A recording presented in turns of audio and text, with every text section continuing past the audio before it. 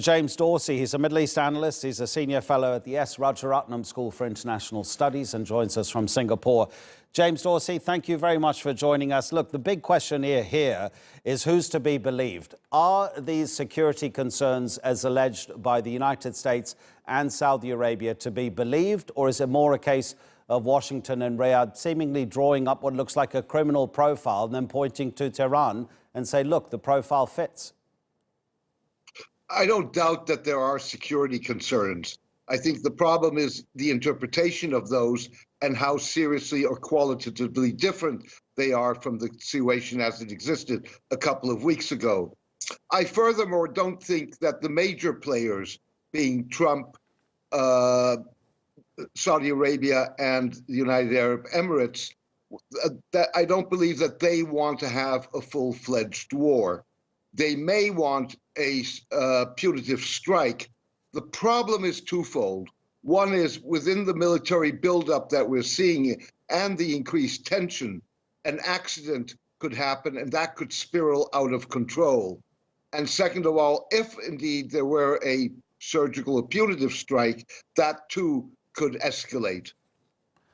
What would be any sort of motivation for Tehran to take this any further? Just a few days ago, Hassan Rouhani, Iran's president, made an absolutely incredible admission to the people of the country, talking about unity in the face of unprecedented economic pressure. He seemed to be saying to the people, if we don't suffer together, the Islamic revolution is under threat.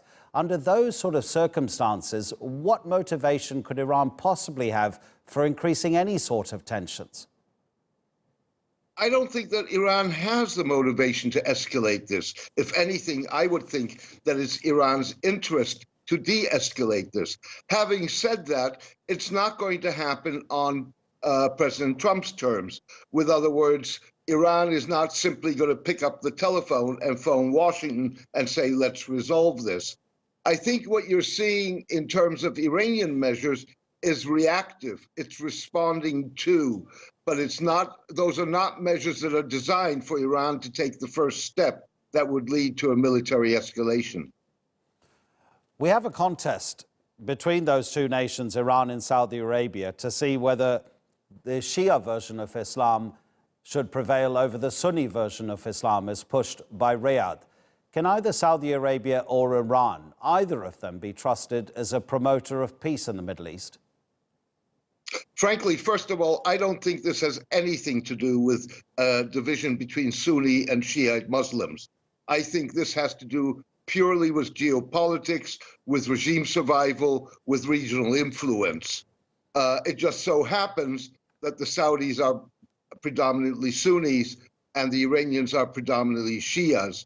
I also don't think that either of these two countries are uninterested parties. They both are basically trying to spin a reality in their favor.